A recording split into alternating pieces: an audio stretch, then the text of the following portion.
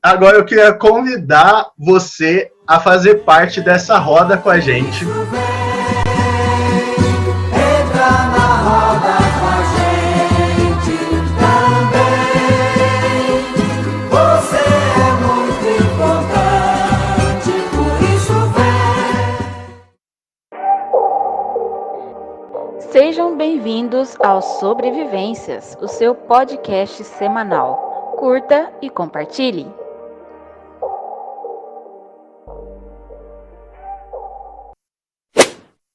E aí, amizades, estamos começando mais um episódio do Sobrevivências, o seu podcast semanal. A gente ainda está fazendo essa série sobre a FATEL e hoje a gente tem mais uma entrevista com uma professora muito especial da faculdade.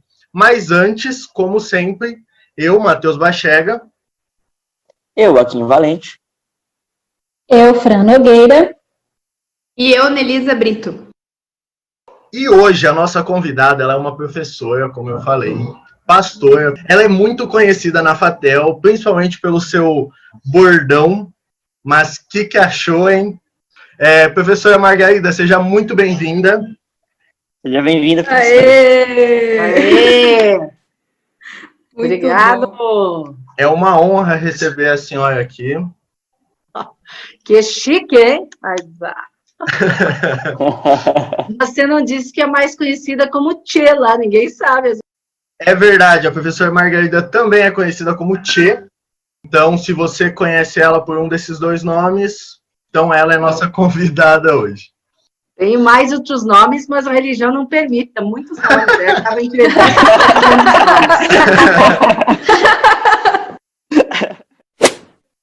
Professora, a gente queria fazer a primeira pergunta para você. A gente quer saber de como foi o processo de entendimento do seu chamado pastoral e até a faculdade de teologia, como foi esse trajeto. Então, vamos lá. Como diz o texto, né? Quero trazer a memória que me pode dar esperança. É um texto muito lindo, né? Lá de Lamentações. Mas quero trazer a memória. Então, vamos lá.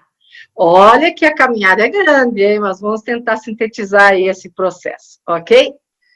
Então, há algum tempo atrás, que não foi ontem, faz um bom tempo, né? Digamos assim, que eu estivesse menos de 15 anos, né?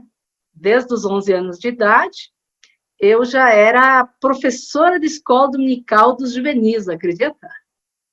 E daí eu ficava pensando, poxa vida, mas juvenil é de 12 em diante, como é que aos 11 eu era professora de escola dominical dos juvenis? E lá fui eu, porque a minha avó materna era metodista, minha mãe metodista, e meus avós paternos são católicos e outras religiões também, e denominações.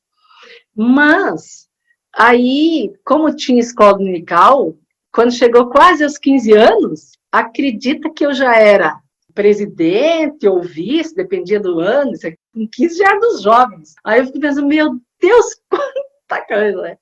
E aos 15 anos, a gente já dirigia uma capela, uma pequena congregação, né, mas na época chamava capela, né?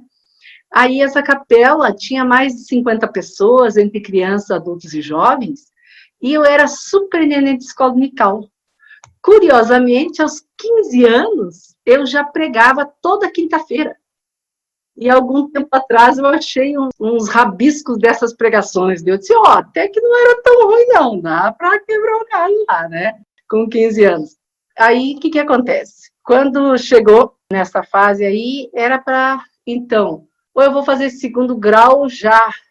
Eu pensava em ser, agora vai espantar todo mundo. Veterinária. Nossa. Cuidar de bicho, né? Cuidar de animais. Meu Deus! Só para cuidar de animais. Imagina para os passarinhos. O que achou, hein? Isso aí! Não, e ainda, sabe o que eu fazia? Meu pai, se eu via algum bicho na rua, algum animal, algum cachorro, alguma coisa, tudo levar para casa. Porque tinha que ficar bom para depois doar ou largar, fazer alguma coisa, tinha que ficar bom.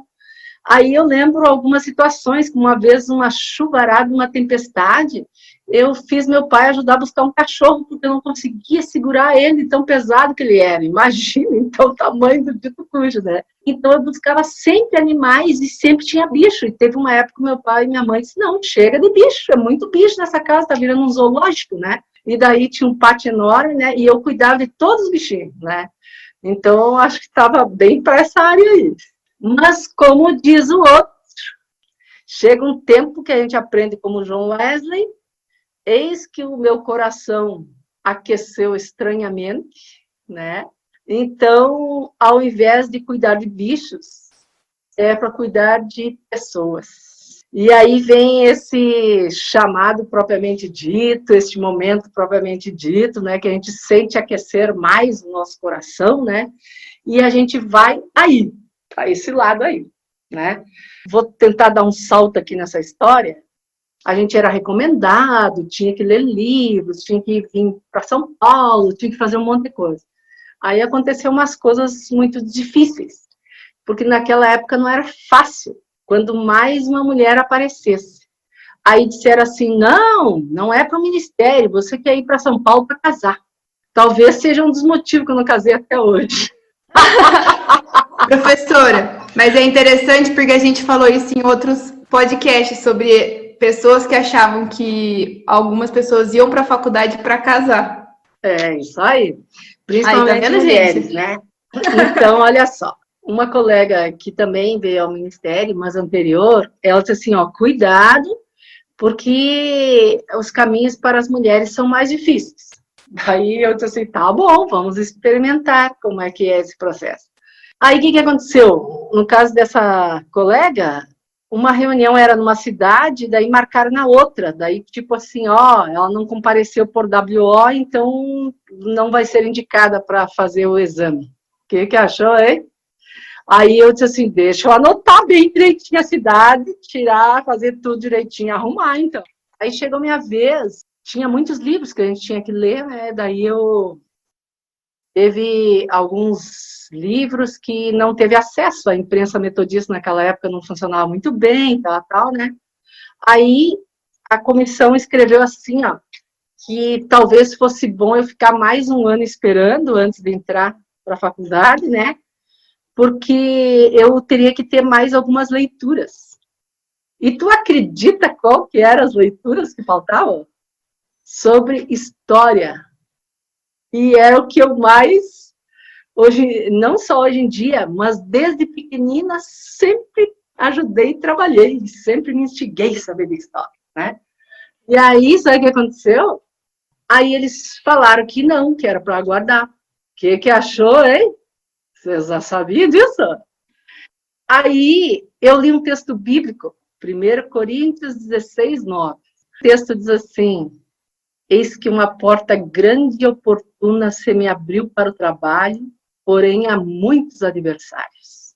O que achou? Não estou nem lendo nada, tá? Nossa. Acabei de abrir aqui, é isso mesmo, viu? Viu? Tô com a memória boa, o memorial, hein? Versão ainda. Que tal, hein? Aí eu contei pro meu pai tudo isso que aconteceu. Meu pai era católico. Daí ele disse assim, não, minha filha, ninguém vai tratar desse jeito. Vou lá falar com o teu pastor, vai ter que ter uma outra reunião, porque essa aí não foi feita adequadamente. A culpa não é sua. O que achou, hein? Bom, resumindo a fatura. Daí o pastor, que era o pastor atual, também disse assim, não, isso não pode acontecer. Vou falar com o bispo. E daí, ambos falaram com o bispo e foi feita uma nova reunião. Acredita? Fez a entrevista, tal, passou na entrevista de novo, na segunda. Passou na entrevista regional. Aí eles colocaram assim, porém, achamos que ela vai com déficit nessa matéria. Que tal, hein? Vou com déficit para fazer o exame. Aí tinha que vir fazer um vestibular aqui em São Paulo. Uma das pessoas que fazia parte dessa comissão era um ex-pastor desta que vos fala. Aí, sabe o que esse pastor fez? Ele não aprovava muito a ideia de mulheres no pastorado. Ele pegou, tinha todos os livros na estante, e daí eu disse assim, o senhor podia ceder aqueles seus livros lá para mim, fazer um favor? Aí ele disse assim, não, isso não é para mulher. esse ministério não é para mulher. O que achou, hein? Hã?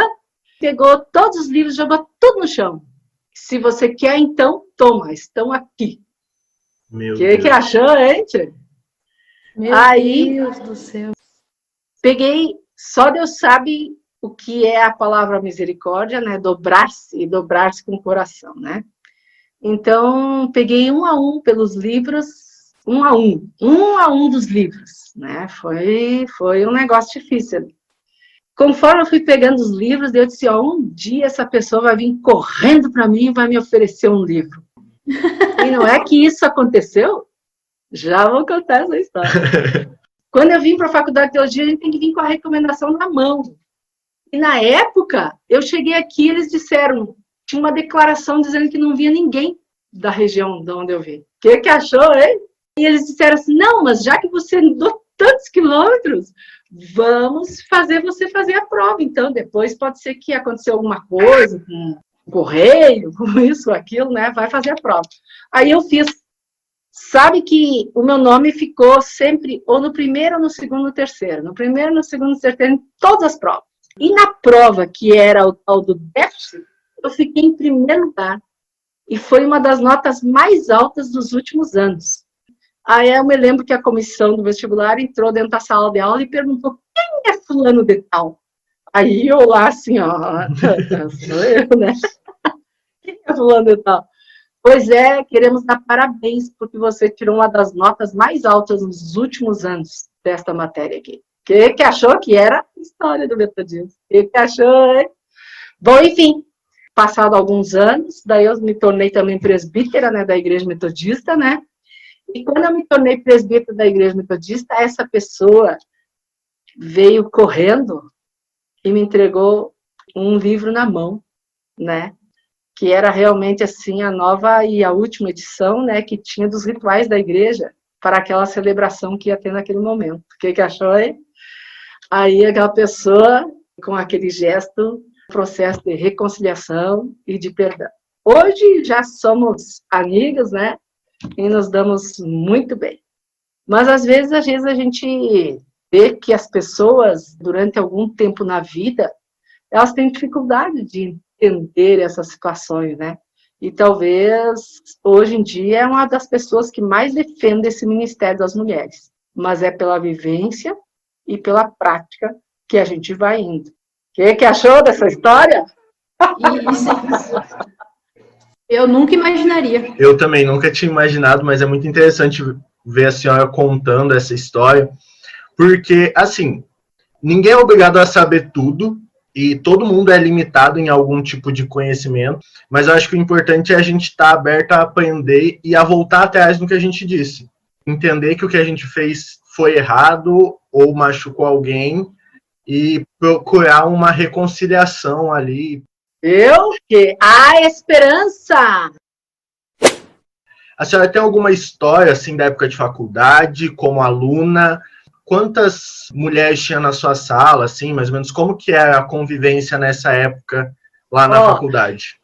Na época de faculdade, toda a faculdade devia ter uns 60, 70 estudantes. O que achou, hein?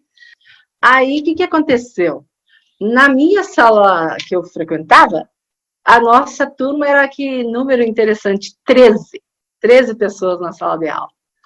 E na sala de aula tinha 10 homens, 3 mulheres. Acredita só, hein? A gente até brincava que era em nome do Pai, do Filho e do Espírito Santo. Era o trio pela frente.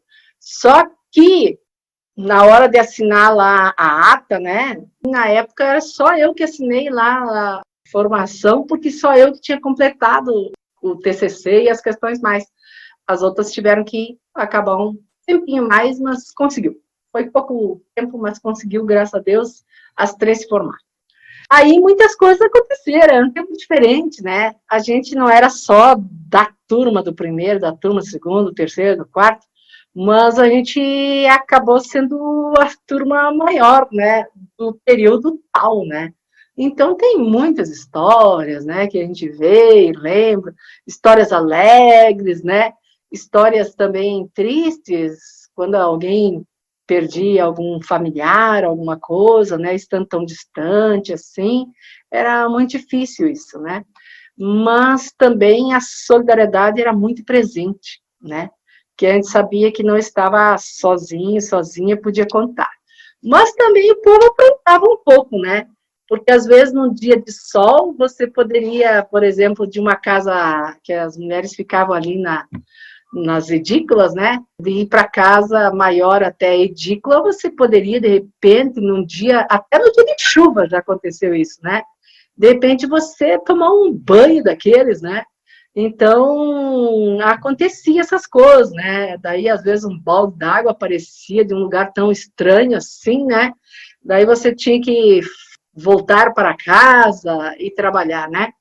Também aconteceu muitas coisas. Teve uma vez que foi engraçado, assim, que foi próximo ao dia do meu aniversário, né? A gente que não é eletricista não pode se dar esse luxo aí, não. Eu inventei de que eu queria uma luz de um lugar para outro.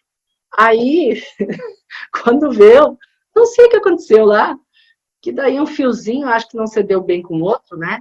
E daí, de repente, eu estava pulando da janela, né? E com toda aquela fumaça. Imagina os cabelos, como é que ficou, né? Saindo assim, né? Aí, como era próximo aniversário, e o pessoal não conversava muito, né? Todo mundo sabia todas as histórias. Aí o pessoal pegou vários rolos de papel higiênico e fez assim, ó, saindo da casa até lá a sala de aula, que era lá embaixo no Beta, do edifício Beta, e colocava assim, parabéns à incendiária da Metrô, parabéns, e parabéns, e parabéns, aquilo, tal, né? Então, teve momentos assim tão bons, né? Vários momentos que a gente ficava embaixo daquela grande árvore, né? Ali que todo mundo conhece, né?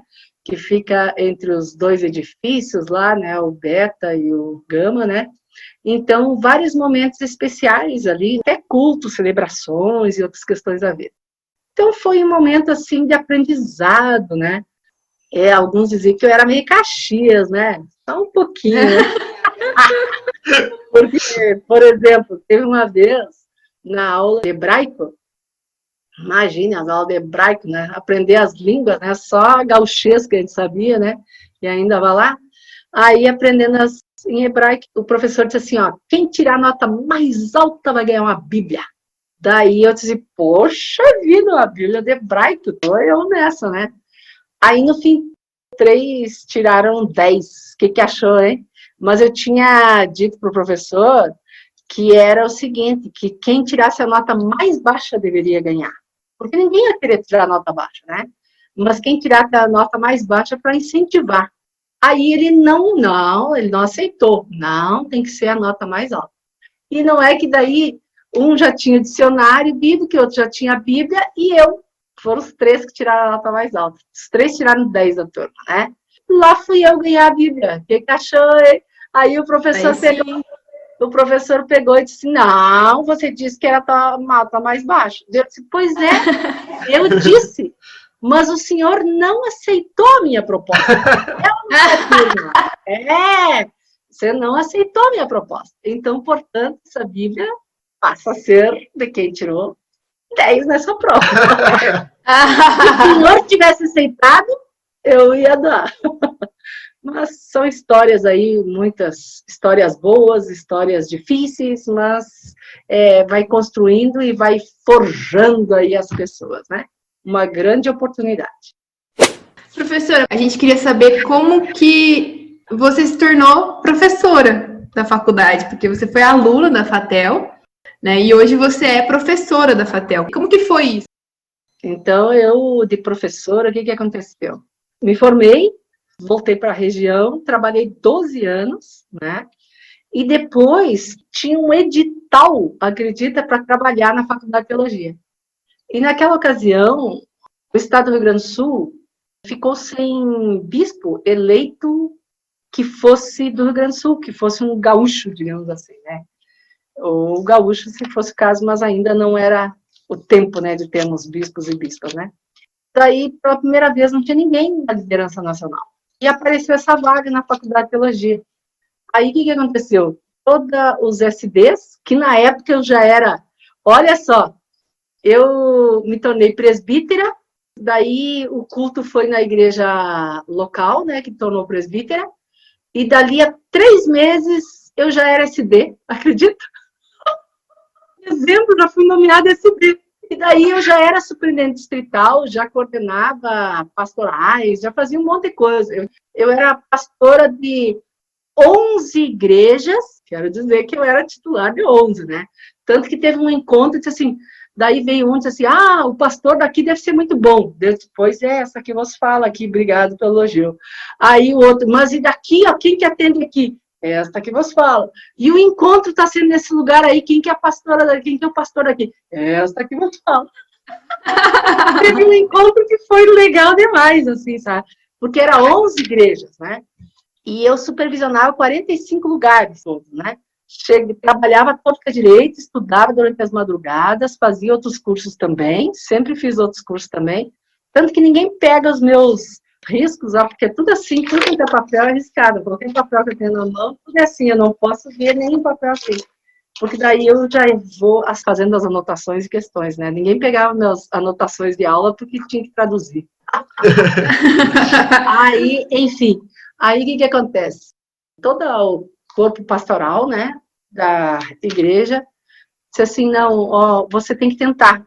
E fazia 15 anos, tinha falecido também alguns anos atrás o bispo Isaac Rodrigues Aço, né?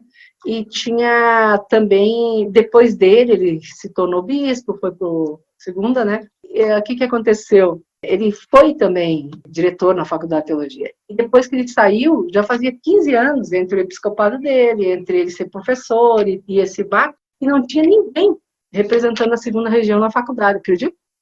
Aí o pessoal disse assim, não, é a ver, vai lá e tenta. Na época, poderiam se candidatar mais ou menos 150 pastoras, porque tinha que ter 10 anos de pastorado, tinha que ter alguma formação na área de educação, e na época eu tinha licenciatura plena em filosofia, psicologia e sociologia, então deu para quebrar o galho na formação ali, né? Aí, então, eu fiz os exames e todas as coisas, tudo, e depois teve votação, e a votação foi por escrutínio, olha só que coisa, né, entre as questões. Resumindo a fatura, aí eu fiquei em primeiro lugar na cotação aí, acredita? Sabe quantos dias que me avisaram que era esse edital? Em 2 dias. Acredita daí o que eu tive que fazer?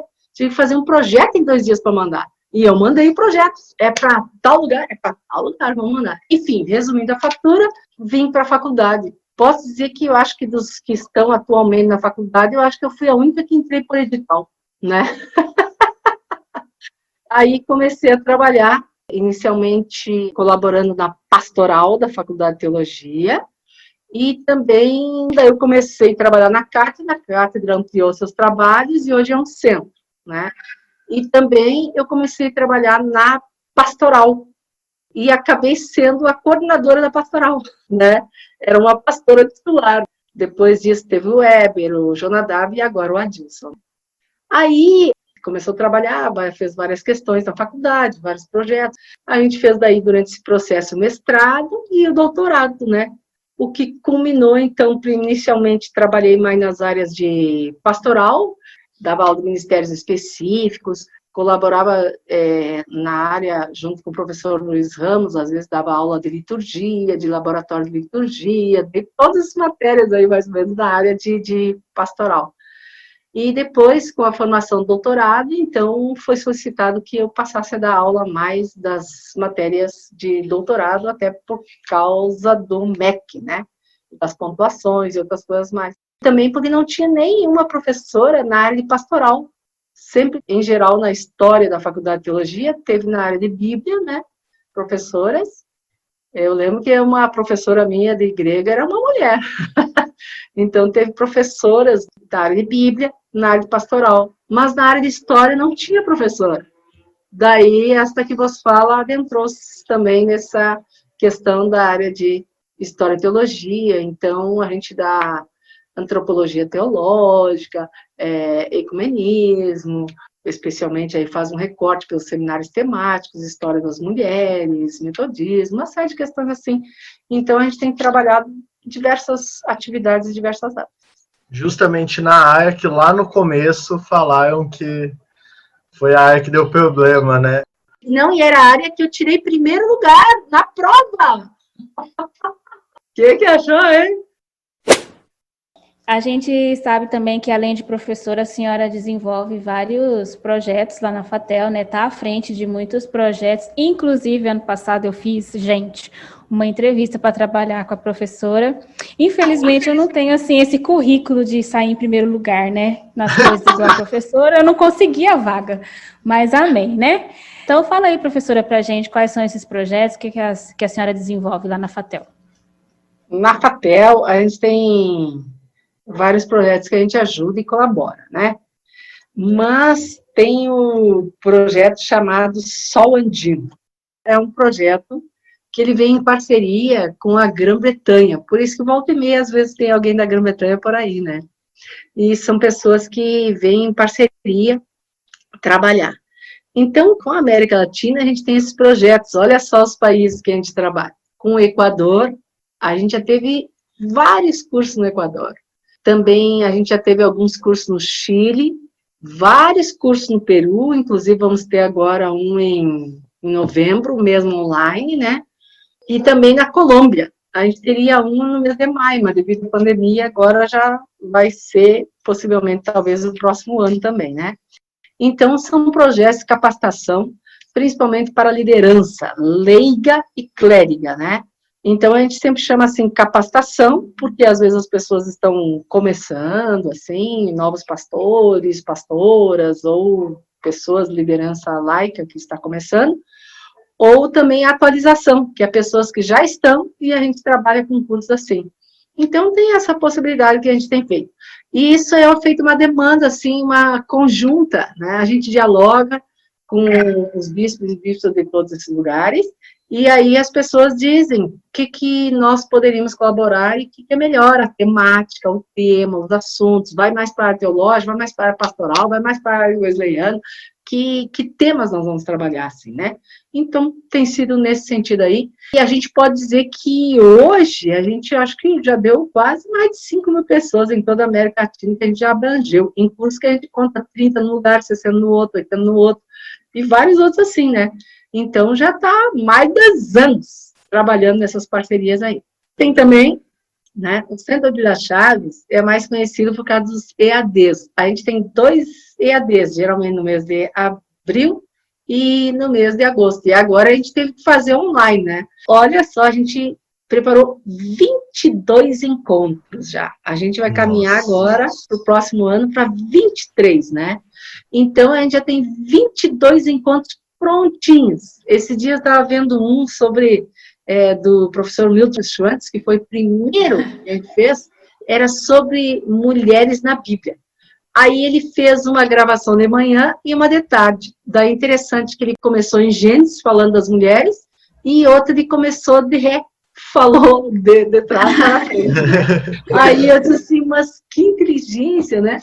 E assim, vendo esse trabalho aí que é em parceria com a Confederação de Mulheres Metodistas, né, que tem sido a parceira nesses eventos aí, são realizados nos estúdios, né, aí da Unesp, né, e tem vários tipos de participações, né, parceria aí também com a Voz Missionária sempre participa, sempre tem os temas, as questões, tudo é feito em conjunto e é partilhado dessa forma aí.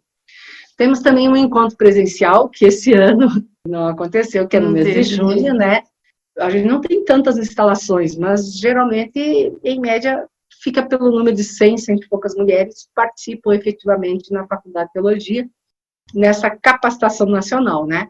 Então, tem sido momentos muito bons, né? Um presencial e 2 à distância.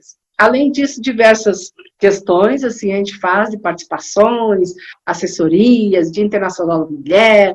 Aí, esse Dia Internacional da Mulher, os alunos gostam, hein? Né? A gente sempre faz um momento especial, né, lá de manhã e de noite, acolhendo não só as alunas, mas a gente está a parte do princípio, tem que ser homens e mulheres buscando cada vez mais lutar e se engajar contra a violência, contra o estupro, contra tudo que nega a vida, todos juntos nesta caminhada, né? E aí também a gente tem nesse Centro de Chaves parcerias também com outras igrejas que querem também trabalhar a questão da mulher, né, nas mais diversas situações. E também a gente tem parcerias com outros grupos, né, que nos chamam, né, e pedem para trabalhar diferentes temáticas em diferentes lugares, né. A gente já trabalhou aí com o projeto Meninas e Meninos de Rua, eu também já trabalhei várias vezes, já fui umas 3 vezes presidente, já ajudei, e até hoje a gente continua, né, atuando. Também trabalha com mulheres em situação de risco, né, assim, a gente ajuda, trabalha nesse sentido aí.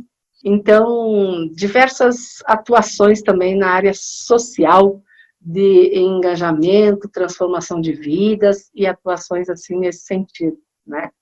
Lembrando agora esses dias aí, que até eu recebi uma vez, adivinha só, hein, o Prêmio Latino-Americano pela Paz. Aí eu pensei assim, poxa vida, né? Eu disse, como é que eu ganhei isso? Aí os movimentos populares aqui do Brasil, daí eu acho que foi Sem Teto, Sem Terra, mais mulheres, mais crianças, mais isso, mais aquilo, de tudo quanto é coisa que trabalhou e trabalhava, foram votando, e daí saiu meu nome lá, hein? Aí eram 12 pessoas, não era só do Brasil, né? Tinha um da Palestina, uma pessoa de Israel, né, que veio para isso, e as mães da Praça de Maio da Argentina, aquelas que lutam até hoje, né, dos seus filhos, sabe, que usam aqueles lenços, né, assim. E lá no meio daquele povo estava essa Margarida Ribeiro. Aí eu tinha ido no evento para dar uma palavra de paz e esperança para as pessoas, né? E daí cheguei lá no evento, quando eu vi, era para receber uma lamparina, assim, que era o significado de ser luz aonde quer que seja e no que quer que faça, né? E essa luz, e essa lamparina eu recebi das mãos do Dom Pedro Casadalho. Acredito. Aí eu fiquei assim, aí eu disse assim, meu Deus do céu, né? E isso nos faz pensar assim que, diante das dificuldades da vida, a gente sempre tem que lutar, enfrentar, renovar as forças, renovar a esperança, né? E mais que nunca agora, nesse tempo de desespero, de dúvida, que todo mundo agora vai dizer assim, antes e depois da pandemia, o que você pensava, o que você é e o que é, né? Então, a gente pode realmente olhar melhor o irmão e a irmã, olhar melhor os nossos passos para onde estamos caminhando e o que estamos fazendo, né? E aí vem realmente a questão do que iniciou a nossa conversa, que é lá do chamado. Aquele que nos chamou, continua chamando para caminhar em direção à vida. Para a gente possa ser pessoas responsáveis, né? E com muito amor e criatividade, seguir aquele que nos chamou para lutar pela vida. E a professora falou do Projeto Sol Andino. Se você colocar no Google Projeto Sol Andino, vai aparecer várias notícias sobre o projeto dentro do site do Expositor Cristão. Até a primeira foto que aparece lá é uma foto da professora. Nem eu vi isso. O Centro Otília Chaves também, se você pesquisar, você vai encontrar. Inclusive, nas publicações, alguns episódios anteriores, no episódio com o professor Paulo Garcia, a gente estava falando um pouco sobre a história da faculdade de teologia ali em São Bernardo, e a gente falou da importância das mulheres na construção da faculdade, e eu citei uma série de posts que a gente fez no perfil da faculdade sobre essas mulheres, e esse foi uma iniciativa em conjunto com o Centro Otília Chaves. Além daquelas mulheres que a gente postou lá, ainda tem muito mais. Então é muito legal você ver toda essa história, ver como as mulheres fizeram a diferença na história da Igreja Metodista. Professora, para finalizar, eu queria saber da senhora um conselho que a senhora dá para quem quer ingressar nos estudos teológicos, para quem está descobrindo o seu chamado, para quem já descobriu o chamado e está se preparando para vir para a faculdade. Qual é o seu conselho para essas pessoas? Cada vez que falo em chamada, eu também vem muitas coisas à memória, mas especialmente vem um texto que diz assim, não se apresse a estender a mão, a impor as mãos, né? Então, hoje em dia, tem muita gente que ouve e sai correndo e já procura, já se forma, já vai e quer estudar isso e aquilo. Então, que realmente a gente tem que refletir, ouvir a voz, discernir a voz e atender a voz, né? E aí vem bem essa questão que a gente vai ver pelos frutos os conhecereis, não é? Não adianta alguém dizer, não, esse é, não, essa, ou esse, ou essa, ou aquele, ou aquela, mas é pelos frutos os conhecereis. Frutos do vosso chamado, que só seja de justiça, de paz, de renovo de esperança, né? E que a gente não se deixe levar, porque hoje em dia a gente tem muitas vozes, e às vezes a gente se engana no ouvir, né? Então, que a gente possa discernir, e discernir a voz de Deus e atender o chamado. E atender o chamado requer muita coragem, desprendimento, renovo de fé e de esperança. E mais que nunca, persistência. Porque, como diz o provérbio popular, né? Não há vento que ajude ou atrapalhe se a gente não sabe aonde quer chegar, né? Então, a gente tem que discernir aí quem nos chamou e aonde queremos chegar, né? E como chegar, né? As dificuldades são muitas. E cada vez parece que elas têm se multiplicado, né? Então, elas estão se multiplicando a cada dia as dificuldades, né? Mas que a gente não perca jamais a percepção e o olhar de Jesus, de olhar com amor, com dignidade, com justiça e com renovo de esperança. Aí lembro-me da canção O Olhar de Quem Sabe Amar. E que nesse chamado, infelizmente a gente vê que muitas pessoas têm dificuldade no seu caráter, não dando um bom testemunho, né? Nós vemos muitas coisas que ocorrem, que deixam aí a nossa caminhada aqui um tanto difícil. Mas a gente não pode perder o olhar de quem sabe amar. Amém. Deus nos É isso anime, aí, galera. não percamos Amém. nosso olhar. Esse foi mais um episódio do Sobrevivências. Eu agradeço você por estar nos escutando. Segue a gente lá nas redes sociais. No Instagram nós estamos com o @sobrevivências.mp3. E lá no YouTube é só você procurar Sobrevivências Folga Pastoral que você acha a gente. Mas lá na bio do Instagram também tem o link direto para você conseguir ir direto para o nosso canal do YouTube ou no Spotify. Segue a gente também nos nossos perfis particulares. O meu é @bachega.mateus.